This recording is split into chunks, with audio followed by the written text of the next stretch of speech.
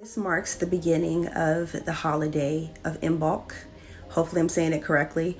And it also is in the season of Candlemas, February 2nd. It's the whole season, but it's celebrated primarily on February 2nd, the same day as Groundhog Day. All of these holy days follow the path of the sun, and it is the celebration of the sun, S-O-N as well as S-U-N, and also the moon. So some of the things that you can do are get out into the sun, ground yourself, especially we are in Aquarius season, and this actually falls right in the beginning of Aquarius season. These activations usually take place around a new moon. This happens to be the new moon in the sign of Aquarius, and they're usually spanned out around 40 days, 6 weeks apart from each other, and that is a turnover of the energy and activation on the feminine and masculine axis. Some other things that you can do is to bless your candles.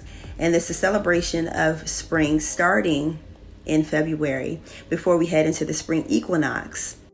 It's also a time to connect with family and friends, set up an altar, of course using candles. Primary colors to celebrate this activation are red, green, and white.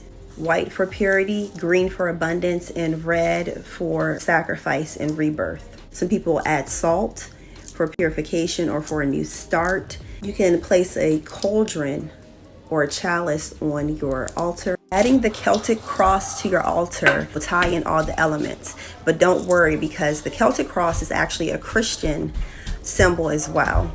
With Candlemas, some of the other names that are associated with this holy day is the Feast of Purification of Jesus Christ, the Feast of Purification of the Blessed Virgin Mary, or the Feast of the Holy Encounter.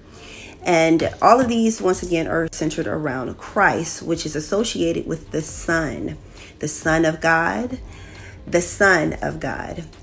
That's why there's so many candles that are burned on this holy day. But throughout all of the different holy days, the eight Sabbaths, they all are centered around some form of fire that represents the sun.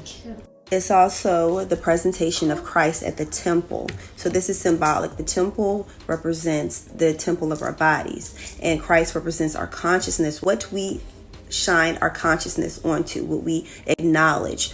So if we want to bring healing into our bodies, this is a good activation to do so. With the presentation of Christ at the temple, we allow ourselves to get out into the sun.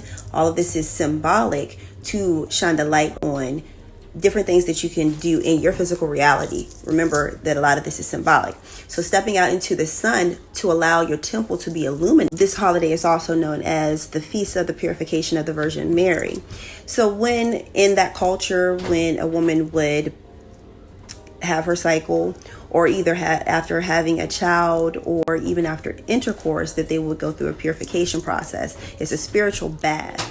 And that's where they would bless the woman in her womb, and she would go through a whole ritual. So this is symbolic of us purifying our temple, purifying ourselves. Regardless if you are a male or a female, both archetypes are represented here, with Christ being the masculine and Mary being the feminine. If you would like to expand your knowledge base surrounding mystic arts of the Bible, specifically biblical rituals, herbs, oils, how to decode and understand the biblical text, with powerful healing candles, bath soaks, holy water, blessed oils, all sourced directly from the Bible.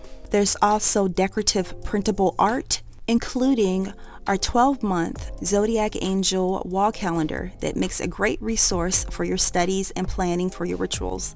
And currently, at the time of this recording, we offer personal spirit-led prophetic readings. You can find the link to our 5-star shop listed down below.